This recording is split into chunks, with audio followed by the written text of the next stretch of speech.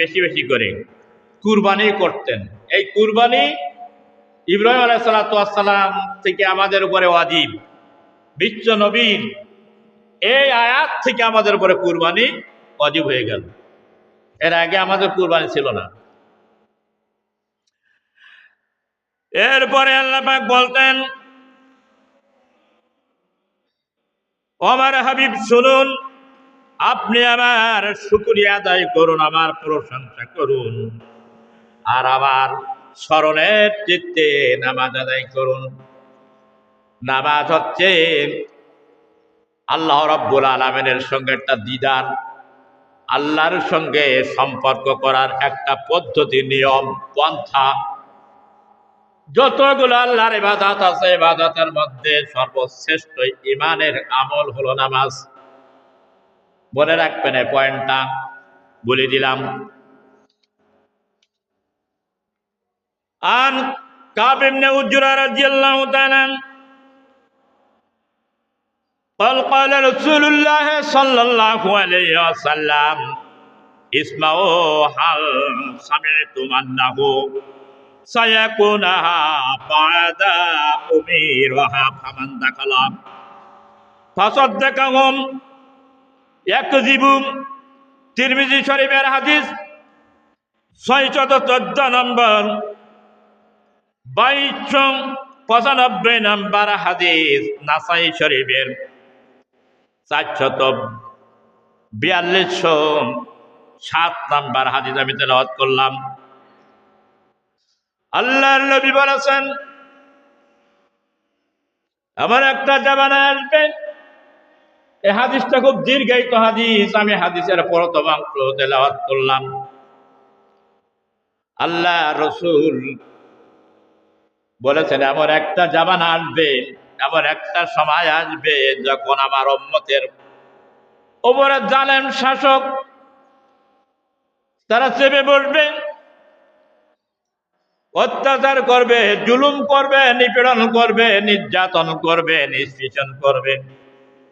যদি তাদের হাতকে শক্তিশালী করার জন্য কেউ যদি তার শ্রম, তার শক্তি, তার অর্থ দিয়ে যদি সহযোগিতা করে, তাহলে ফালাইসা মিন্নি, ওই ব্যক্তি আমার উম্মত নয়, আর আমিও তার নবী নয়। চিৎকার মেরে বলেন নাউজুবিল্লাহ। কি বললেন? এমন একটা জামানা আমার উম্মতের আসবে সময়, যে সময় আমি থাকবো না। সেই সময় জালেম শাসক তাদের উপর অত্যাচারী চেপে পড়বে। যদি জালেমের হাতকে শক্তিশালী করার জন্য কেউ তার সাপোর্ট করে অর্থনৈতিক শক্তি দিয়ে, তাহলে সে আমার উম্মত না, আর আমিও তার নবী না। আর যদি আমার কোনো উম্মত তার বিরোধিতা করে, প্রতিবাদ করে, তাহলে ওই ব্যক্তি আমার উম্মত, এবার আমিও তার নবী। কাল কিয়ামতের ময়দানে আমি তার শাফাআত করব। চিৎকার মেরে বলেন সুবহানাল্লাহ। আর আমার হাউজে কাউসারের পানি আমি নিজে হাতে তাদেরকে পান করবো, কারণ সুবহানাল্লাহ। কিন্তু আজকে আমরা বিশ্বের দিকে লক্ষ্য করে দেখতে পাই, যারা সত্যিকার পক্ষে নবীর দুশ্মন, আল্লাহর দুশ্মন, ইসলামের দুশ্মন, আমরা কিন্তু তাদেরকে শক্তিশালী করার জন্য অর্থ দিয়ে ইসলাম ঠেকাবার জন্য চেষ্টা করি। কাল কিয়ামতের ময়দানে নবীর সহিহ হাদিস, আমি হাদিসের কোটেশন দিয়ে দিলাম, ওইগুলো পড়ে দেখবেন।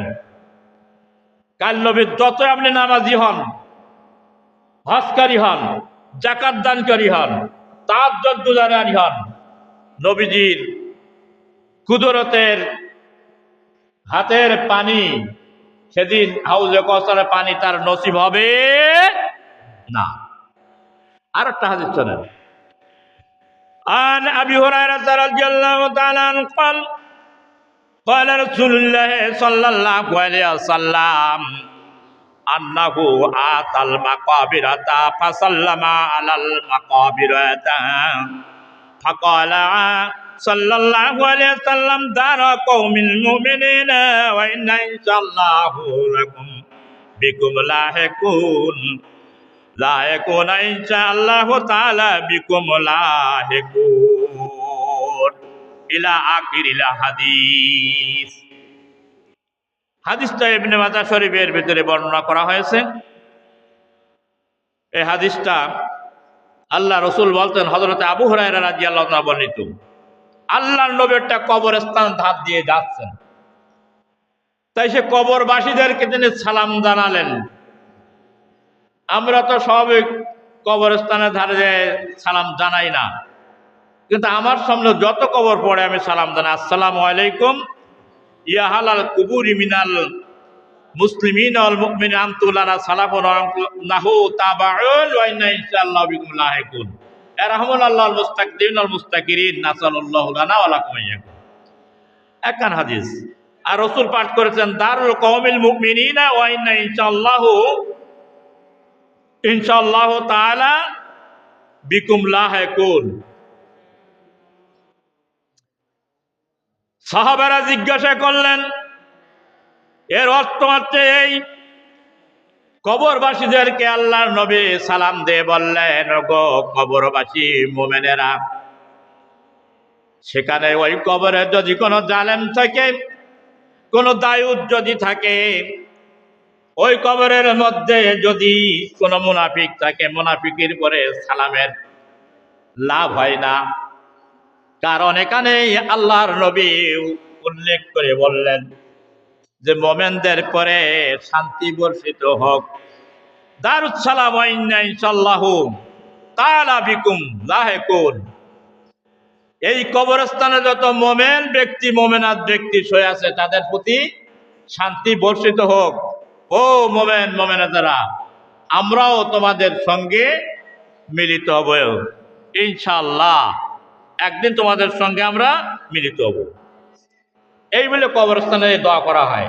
সবার জন্য দোয়া কিন্তু কাজে লাগে না, মোমেনদের জন্য লাগে বেশি। তো এই দোয়া কোন করলেন? সাহাবায়ে কেরাম জিজ্ঞাসা করলেন, ইয়া রাসূলুল্লাহ সাল্লাল্লাহু আলাইহি ওয়াসাল্লাম, আপনি তো, আমরা তো আপনার সাহাবী, কিন্তু আপনার পরে যারা আসবে আমরা তো আপনার দেখেছি, আর আল্লাহর নবীকে ঈমানের সঙ্গে যারা দেখেছেন তারাই হলো আল্লাহর নবীর সাহাবী। আর আল্লাহর নবীকে অনেকে দেখেছেন, কিন্তু তারা হলো কাফের, ঈমান আনি নাই, রাসূলের আনুগত্য করি নাই। তো সাহাবীরা জিজ্ঞাসা করলেন, ইয়া রাসূলুল্লাহ, ইয়া হাবিবাল্লাহ, আপনার পরে অনেক মানুষ তো পৃথিবীতে আসবে। আল্লাহর নবী বললেন, হ্যাঁ, আমার পরে অনেক, কিয়ামত পর্যন্ত অনেক মানুষ আসবে, তারা আমাদের ভাই, তোমরা আমার সাহাবী, আর তারা হবে আমাদের ভাই। আল মুসলিম আকুল মুসলিমিন, এই পৃথিবীতে যত মুসলমান আছে, একজন মুসলমান আরেকজনের মুসলমানের ভাই। চিৎকার মেরে বলেন সুবহানাল্লাহ। তো তারা যদি আমাকে না দেখে আমল করে, ঈমান আনে, এবং আমি রাসূল আমাকে ভালোবাসে, আল্লাহকে ভালোবাসে, মহব্বত করে, তোমাদের সেই দ্বিগুণ নেকি তারা পাবে। চিৎকার মেরে বলেন সুবহানাল্লাহ। আমরা রাসূলকে দেখেছি নাই? এই যুগের যে মুসলমান, তাহলে দেখলি মেরে নবীকে রক্তাক্ত করে ছেড়ে দিয়েছিল, আর মারতো না, একদম গুম করে মেরেই ফেলে দিত। নাউযুবিল্লাহ। সেই যুগের, এই যুগে যে অত্যাচার করা হয়, জুলুম, সেই জাহেলি যুগে আইম্মায় এত জুলুম ছিল না। তারা জাহেল ছিল, এত জুলুম করি নাই। একটি মানুষকে টুকরো টুকরো করে কেটে ফেলাই দেওয়া, একটি মানুষকে মেরে সে লাশের পরে নৃত্য করা, কাফেররা করি নাই। কাফেররা মেরেছে, অত্যাচার করেছে, কিন্তু এরকম নৃত্য করি নাই। একটা মানুষকে জীবিত অবস্থায় তার মুখ সেলাই করে দেওয়া, এটা কাফেররা করি নাই। কষ্ট দিয়েছে, ইসলাম ত্যাগ কর, এত কষ্ট দেয়। কিন্তু এই যুগে নবী আসে নাই, মনে হয় আল্লাহর মঙ্গলজনক ছিল, আল্লাহর জন্য, আল্লাহ ভালো জানে, আল্লাহু আ'লাম। তো বললেন, ইয়া রাসূলুল্লাহ, ইয়া হাবিবাল্লাহ, এমন একটা জামানা আসছে, আমার উম্মতেরা আসবে, যারা জন্মগ্রহণ করবে, আমাকে যারা অনুসরণ করবে, তোমাদের চেয়ে তারা অনেক উত্তম হবে। কোন সুবহানাল্লাহ। আর আমি কিয়ামতের দিন সর্বপ্রথম কোন নবী যেতে পারবে না, আগেই যাব হাউজে কৌসারের ধারে, সেখানে আমাকে শাফাত করার জন্য, হাউজে কৌসারের পানি পান করানোর জন্য আমাকে অনুমতি প্রদান করা হবে। قد بدلوا بعدك ولم يزال يرجعوا على عقابهم فأقولوا على سوكا سوكا। ইবনে মাজাহ শরীফের হাদিস। আল্লাহ রসুলের সাহাবী জিজ্ঞাসা করছেন, আল্লাহর নবী বলছেন সাহাবীদের, ইয়া রাসূলুল্লাহ, সেদিন অনেক যে আপনার যে উম্মতেরা যে পরে আসবে, এদের তো আপনি দেখেন না, আর আমরা সাহাবী আমাদের তো দেখেছেন, আপনি তো সেদিন আমাদের চিনতে পারবেন।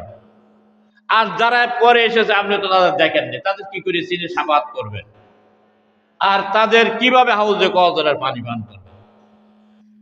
আল্লাহর নবী বললেন, ওগো সাহাবীরা শোনো,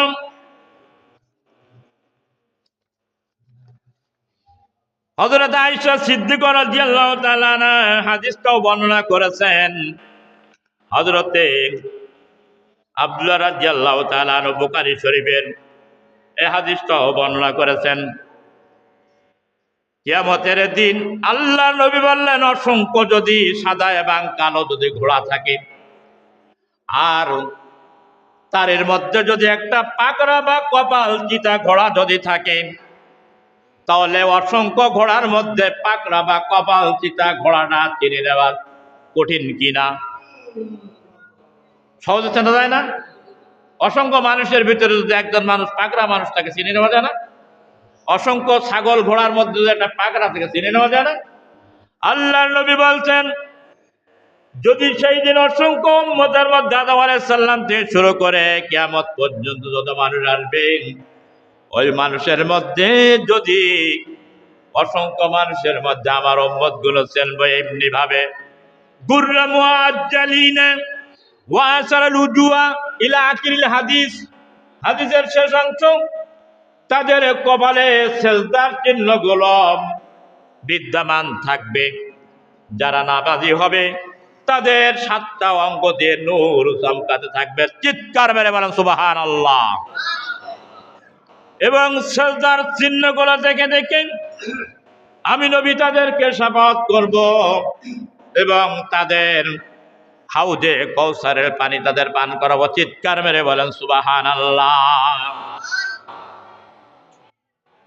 চিনতে আমার কষ্ট হবে না। কিন্তু আজকে এই বেনামাজিগুলো, দুঃখজনক হলো সত্য, সেদিন কি করে নবীর পরিচয় দেবে? এরা তো বলে আমাদের ইমান ঠিক আছে। বুঝলাম তোর ইমানের ঠিক আছে, শয়তান তোর এমন পাম দিয়েছে, তোর মস্তিষ্ককে ধোলাই করেছে শয়তান, এই জন্য ইসলামের হক কথাগুলো তোর ব্রেনে ক্যাচ করে না, ধরবেও না, নামাজও পড়বি না। কিন্তু এই জায়গায় ধরা খাতে হবে। সেখানে কোনো চালাকি চলবে না, কোনো নেতার সুপারিশ চলবে না। সেখানে দুনিয়া না যে আমার দলের লোক, বল্টু মিয়া ছেড়ে দাও, না। গয়রা মুআজ্জিলিনা গুররা মুআজ্জিলিনাহা মিন আসারিল উজু, উজুর কারণে 7টা অঙ্গ দিয়ে সেজদা যেখানে করা হয় নূর চমকাতে থাকবে। উজুর চিহ্নগুলো, সেজদার চিহ্নগুলো সেদিন পরিপুষ্ট হয়ে উঠবে, তাই দিকে শাফাত করবে। 1 2 নম্বরে হবে যে যারা জালেমের বিরোধিতা করেছে, বিপক্ষ অবস্থান করেছে, তাদেরকে হাউজে কৌসারের পানি পান করাবেন এবং শাফাত করাবেন 2। আর 3য় শ্রেণীর যারা যাবে বলবে কি, আমি তো আপনার দলের লোক। হ্যাঁ, এর বলে না দল চেয়েছে, এগুলো বলে আমি আপনার দলের লোক, পরিচয় দিয়ে যায়। বলে আমি তো আপনার নবী, আপনার উম্মত। বলে হ্যাঁ, আমি তো ভালোই চিনি, তুই যে আমার দলের লোক এটা আমি ভালোই করে চিনি। তার কারণ আমার পরে আমার দিনের মধ্যে তুই অনেক বাগড়ম বাড়ি করেছিস, বৃদ্ধি করেছিস, আমার দিনকে বিকৃত করেছিস, এবং তুই আমার হাদিসকে ওভারটেক করে জালেমেরদের অনুসরণ করেছিস। অবশ্যই তো আমি জানবো। ফাসুকাল লিমান গয়রা মিন বাদি, দূর হ, দূর হয়ে যা। লিমান গয়রা মিন বাদি, তুই আজকে আমার উম্মত নয়। হাদিসের শেষ অংশে লেখা হয়েছে ফাসুকাল লিমান গয়রি মিন বাদি। সেদিন নবীর শাফাত থেকে মাহরুম হবে, সেদিন নবীর হাতের পানি পান করা থেকে এরা মাহরুম হয়ে যাবে। সেদিন রসুলের হাতের হাউজে কওসারের পানি পান করতে পারবেন না। ফালাইসা মিন্নি, নবী বলে তোরা আমার উম্মত না। আমার উম্মত যদি হতিস অবশ্যই সেজদার চিহ্ন থাকতো। জালেমের অনুসরণ করতিস না। এই নবীর বয়সে জন্ম নিয়ে 23টা বছর কোরআন পৃথিবীতে বাস্তবায়ন করতে যেয়ে দাঁতগুলো ভেঙে ফেলেছি। গায়ের সমস্ত গায়ে বসন্তর মতন এইরকম আয়েশা সিদ্দিকা দেখে চোখ দিয়ে পানি বের করতে দর দর করে বলছে, রাসূলুল্লাহ আপনার এই কোমল বদনে এ কবে হয়েছে এত বড় বড় বসন্ত? রসুল বলছেন, আয়েশা এটা বসন্তর দাগ নাই, আল্লাহর দিন প্রচার করতে যে তায়েববাসীরা আমাকে এত মারা মেরেছে, মারতে মারতে আমার গায়ে রক্ত ধরে জুতো মোবারক গুলো ভিজে গেছে, জুতোগুলো আটকে গেছে রক্তের সঙ্গে। এই সেই দিন ইসলামের। তুমি তো সেই মুসলমান নাকি? কথা বলো না কেন? সেই ইসলাম তো, সেই নবীর উম্মত তো। তোমার গায়ে টোকা মারে না, ফুলের টোকা। আর সেই নবীর রক্ত হলো 23টা বছর এই দিনকে প্রতিষ্ঠা করার জন্য। 23 বছরে সারা পৃথিবীর মানুষের কিয়ামত পর্যন্ত দেখাই দিয়ে গেলেন যে সত্যিকার পক্ষে ইসলাম একটি শান্তির ধর্ম। তার কারণ ছানা থেকে হাজার আল মাউত পর্যন্ত মানুষ চলবে অলংকার ভূষিত মহিলারা পরে, কেউ গায়ে স্পষ্ট করবে না। তারপর আইল্যান্ড থেকে ইডেন পর্যন্ত চলবে, কিন্তু তার গায়ে স্পর্শ করবে না। এখন যশোর পর্যন্ত যেতে গেলেও বিপাদ। সুতরাং সেই দিন আর সেই ইসলাম কেউ মানতে চাও না। নামাজ পড়ার অবস্থায় সেজদা দাও, কেউ কিছু বলবে না। এইভাবে মরার আগ পর্যন্ত পড়বা, কেউ কিছু বলবে না। কিন্তু যখন বলবা এক আল্লাহ ছাড়া আর পৃথিবীতে কাউকে মানবো না, আইন চলবে এক আল্লাহর, সৃষ্টিজার বলে সৃষ্টিজার, আইন চলবে, এই কথা বললে কিন্তু পিঠির চামড়া থাকবে না। কি আমরা মাতব্বার, আমরা মোড়ল, আমরা সবকিছু, আমরা এ করেছি, আমরা ওই করেছি, আমরা যে চালু আমরা ঘোষণা করেছি, আর তোমরা আল্লাহ যার আল্লাহ আইন চলবে, অত সস্তা না। দিন কায়েমের সংগ্রাম ছাড়া মানুষের মুক্তি নাই, হবে না। আর নবীদের হক আদায় হবে না। বাইরে আমার গয়রা মুআজ্জিলিনা ফাসুকাল লিমান গয়রা মিন বাদি, সেদিন যদি আল্লাহর নবী বলেন সুকান সুকান, দূর হ দূর হ আমার সামনে থেকে, তোরা আমার উম্মত না, ফালাইসা মিন্নি, কি বলবেন? সেই জবাবটা তৈরি আছে তো? কথা বলে না? সেই জবাবটা তৈরি আছে। হাউজে পানি খাওয়ার জন্য তো মনে করে চলো আপাতটা উল্টে, তাহলে তো খুব ভালো, হাউজে কতটা পানি খেয়ে দেবো। এমন যারা ইলিশ পাচ্ছি, কাঠ পাচ্ছি, বয়স্ক পাচ্ছি, ওই রকম সজনা পেয়ে যাবো। জীবনেও কোনোদিন দেয়নি কেউ ডাকি, আমার দেয়নি কেন? ওরা জানে যে একে কখনো দেওয়া যাবে না, এ আমার দলের লোক না, হলো মৌলবাদ, জঙ্গিবাদ। সুতরাং কোনোদিন দেবে না। কোরআনের কথা বললে, ইসলামের কথা বললে, হক কথা বললে, সত্যের পথে ডাকলে এরা হয়ে যাবে পৃথিবীতে মৌলবাদ। আপনারা বলতো তো তাই। প্রিয় ভাইরা আমার, আজকে স্বল্প সময়ের ভিতরে দিতে পারলাম না খুতবাটা পরিপূর্ণভাবে। এতক্ষণ ধরে শুনলাম এই নবীর শাফাত যদি পেতে হয়, নবীজির হাতের পানি যদি কিয়ামতে পান করতে হয়, করতেই হবে, সেদিন সামনে আপনাকে করতে হবে। তাহলে আমাদেরকে সুন্দর একটা চরিত্র গঠন করতে হবে নবীর তরিকায়। রসুল যা করে গেছেন সেই পথে সেই তরিকায় চলতে হবে। সিরাতুল মুস্তাকিম নামাজের ভিতরে দৈনন্দিন 5 বার শতরক্ত নামাজের ভিতরে পড়ছেন, সিরাতুল মুস্তাকিম সরল সঠিক পথে চালাও, আর চলছি বাঁকা পথে। মানব তৈরি করা মতবাদের পিছনে দৌড়াচ্ছি, টাকা দিয়ে পয়সা দিয়ে ইমান বিক্রি করে দিচ্ছি, কোনোদিন জান্নাতে যেতে পারবেন না, ধোকায় পড়ে থাকতে হবে। আসুন আল্লাহ সুবহানাহু ওয়া তাআলা কোরআন এবং সুন্নাহর যে কথাগুলো আমরা শুনি, এই কথাগুলো আমার সহ আপনাদের সহ আমার মেসেজ যত দূর যাবে তত দূর পর্যন্ত আল্লাহ সুবহানাহু ওয়া তাআলা সকলকে যেন আমল করার তৌফিক যেন দান করেন। চিৎকার মেরে বলেন আমিন।